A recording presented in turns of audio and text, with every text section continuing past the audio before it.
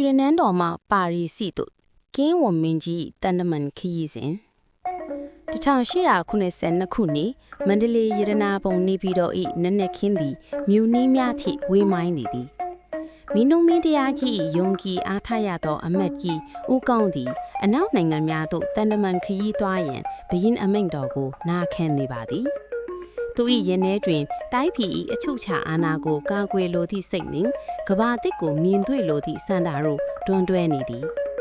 မန္တလေးရတနာပုံနန်းမြို့တော်ကြီး၏ရွှေရောင်ဝင်းပါသောမှန်ခင်းဆောင်အောက်တွင်အမတ်ကြီးဦးကောင်းသည်ခန့်ညားထဲဝါသောရှေးဟောင်းမြမယူရဝတ်စုံကိုဆင်မြဲလျက်ရှိနေသည်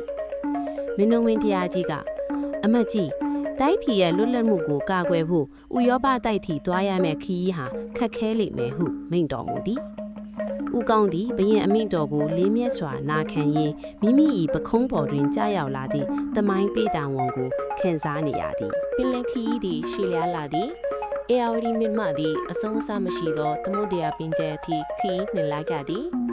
တင်ပေါ်ဦးတွင်ရပ်နေသောဦးကောင်းနှင့်လူမနလက်ထစီသူတို့သည်ပင်လယ်လေးကိုတဝကြည့်ရှူရှိုက်နေကြသည်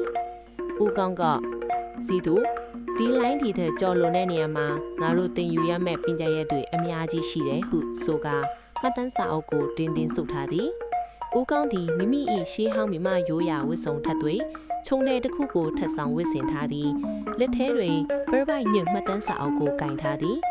သူတို့နှစ်ဦးစလုံးသည်အဝေးကရေပြင်ကိုကြည့်ရင်အနာဂတ်အတွက်မျှော်လင့်ချက်များပြည့်နှံ့နေသည်ပြင်သစ်နိုင်ငံမာဆေးစိတ်ကန်သို့ရောက်ရှိသောအခါမြင်ရသည့်မြင်ကွင်းမှာအမခန်းပင်မိခိုးတလူလူထွက်နေသောစက်ယုံများနှင့်ခန့်ညားထဲဝါသောကြောက်တိုက်ကြီးများကဦးကောင်းကိုကျူဆိုနေကြသည်ဥရောပတိုက်သို့ခြေချလိုက်သည့်ပထမဆုံးခြေလမ်းသည်ဦးကောင်းအတွက်ရင်ခုန်စရာဖြစ်နေသည်ပါရီမြို့၏လမ်းမများပေါ်တွင်ဥရောပသားတို့ကမြမတန်မကြီးထူးခြားလှပသောရှေးဟောင်းမြမရိုးရာဝတ်စုံကိုငေးမောကြည့်ရှုနေကြသည်ဦးကောင်းသည်မိမိ၏တိုင်းပြည်ကုန်းကိုဆောင်လျက်ခင်မီတိုးတက်နေသောမြို့ပြအင်ဟာရပ်များကိုစူးစမ်းလေ့လာရင်းရှေ့သို့ခန့်ညားစွာလှမ်းချီနေသည်ပါရီမြို့တွင်ပြင်သစ်အရာရှိမွန်စီယာဒူယန်နှင့်တွေ့ဆုံကမဟာမိတ်စာချုပ်သာဆွေးနွေးကြသည်နန်းတော်ရမြခန္ဓာသောပြင်သစ်အစိုးရရုံးခန်းတွင်၌ဆွေးနွေးပွဲစတင်သည်ဦးကောင်းသည်မြမယဉ်ကျေးမှု၏နူးညံ့သိမ်မွေ့မှုနှင့်ဗဟုသုတကြွယ်ဝမှုကိုပြသနိုင်ခဲ့သည်ပြင်သစ်အရာရှိဒူယန်သည်မြမတန်ရမက်ကြီး၏ရှေးဟောင်းမြမယူရာဝတ်စုံနှင့်ခန့်ညားသောအသွင်ပြင်ကိုသတိပြုမိသည်ဦးကောင်းကကျွန်ုပ်တို့နိုင်ငံဟာငြိမ်းချမ်းမှုကိုမျက်နှိုးတဲ့နိုင်ငံဖြစ်ပါတယ်ဟုတီးငင်စွာဆိုလိုက်သည်သူသည်သူ၏နူးညံ့သိမ်မွေ့သောတန်တမန်စကားများဖြင့်မြန်မာနိုင်ငံ၏လွတ်လပ်မှုကိုအတိမတ်ပြုရန်ကြိုးပမ်းသည်လူငယ်လက်ထောက်စီသူသည်ပါရီမြို့၏လမ်းမများပေါ်တွင်လှည့်လည်ကြည့်ရှုရင်းဓာတ်ဆီမီးတိုင်များနှင့်ရထားများကိုအံ့ဩတကြီးချနေသည်လမ်းမများပေါ်တွင်ထွန်းညှိထားသောဓာတ်ဆီမီးတိုင်များသည်သူ့အတွက်တော့နတ်သမီးမီးရိပ်များကဲ့သို့ထူးဆန်းမိသည်သူသည်မြမရိုးရာဝတ်စုံကိုဝတ်ဆင်ထားတော်လေလက်ထဲတွင်ပါရီမော့ဝဲယူသောကလောင်တန်၏မှတ်စုစာအုပ်ကိုကိုင်ကာတိုးတက်မှုများကိုမှတ်တမ်းတင်နေသည်ဒါရင်ဟာငါတို့နိုင်ငံအတွက်အလွန်အသုံးဝင်မှာပဲဟုသူတွေးနေမိသည်သို့သောတန်တမန်ရေးရခီးစဉ်သည်ချုံမွေစုံတတ်မဟုတ်ပါဗြိတိရှတို့၏ဖိအားများကြောင့်ပြင်သစ်နှင့်မဟာမိတ်ဖွဲ့ရန်ခက်ခဲနေသည်ကိုဦးကောင်းသိရှိလိုက်သည်နိုင်ငံတကာနိုင်ငံရေး၏ရှုပ်ထွေးမှုများသည်ဦးကောင်းကိုပူပန်စေသည်ဦးကောင်းသည်မိမိ၏ရှေးဟောင်းမြမရိုးရာဝတ်စုံကိုဖြည့်လွတ်ကာစာရေးစပွဲတွင်ထိုင်ရင်းစဉ်းစားနေသည်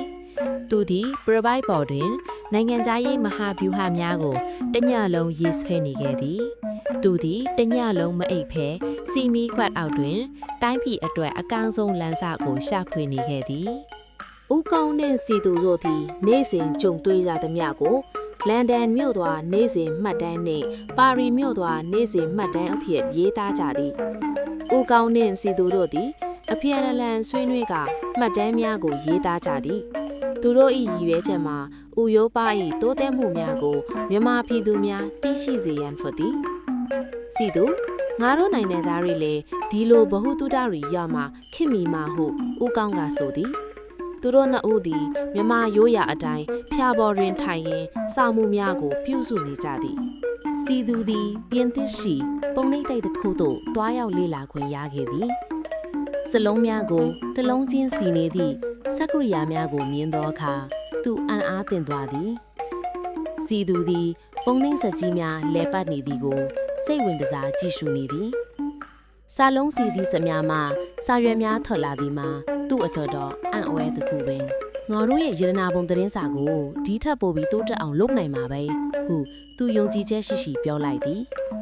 ဤနည်းပညာသည်မြမစာပေလောကကိုပြောင်းလဲပေးလိမ့်မည်ဟုသူယုံကြည်နေသည်ခရီးစဉ်အပြီးတွင်ဦးကောင်းသည်ဥရောပ၏တိုးတက်မှုများနှင့်မိမိနိုင်ငံ၏အခြေအနေကိုနှိုင်းယှဉ်ကာဆင်ခြင်မိသည်သူသည်မျက်မှောက်မောက၏ပြောင်းလဲမှုများကိုရင်ဆိုင်နိုင်ရန်ပညာရေးနှင့်အုပ်ချုပ်ရေးပြုပြင်ပြောင်းလဲမှုများလိုအပ်ကြောင်းခိုင်ခိုင်မာမာယုံကြည်လိုက်သည်အပြန်ခရီးတွင်ဦးကောင်းသည်သင်းမောပတ်လည်တွင်ရပ်ကာမိမိ၏တိုင်းပြည်ကိုလွမ်းဆွတ်လေသည်သူသည်ဥရောပတွင်မြင်တွေ့ခဲ့သောစနစ်များကိုမြမမြင်နှင့်လိုက်လောညီထွေဖြစ်အောင်မိတို့ပြုပြင်ပြောင်းလဲရမည်ကိုစဉ်းစားနေသည်သူ၏မြတ်ဝဲများတွင်တော့ခေတ်သစ်မြန်မာနိုင်ငံကိုတည်ဆောက်လိုသည့်စိတ်ဓာတ်များတောက်ပနေသည်မန္တလေးသို့ပြန်ရောက်သောအခါဦးကောင်းနှင့်စီသူတို့သည်ဗရင်တံကစားကြသည်ရတနာပုံနန်းတော်ကြီးအတွင်သို့ပြန်လည်ရောက်ရှိသောအခါဦးကောင်းနှင့်စီသူတို့သည်မိမိတို့ရေးသားခဲ့သောမှတ်တမ်းစာအုပ်များကိုဗရင်တံဆက်သက်လိုက်သည်သူတို့သည်လက်ဆောင်ပစ္စည်းများထက်တန်ဖိုးရှိသောအသိပညာများကိုတည်ဆောင်လာခဲ့ကြသည်ဤခရီးစဉ်သည်မြမသမိုင်းတွင်ကမ္ဘာအမြင်ကိုပွင့်စေခဲ့သောခိမီအောင်ကြိုးပမ်းခဲ့သောအကြီးကျယ်ဆုံးသောတန်တမန်ခရီးစဉ်တစ်ခုအဖြစ်ထာဝရတည်ရှိနေမည်ထက်သည်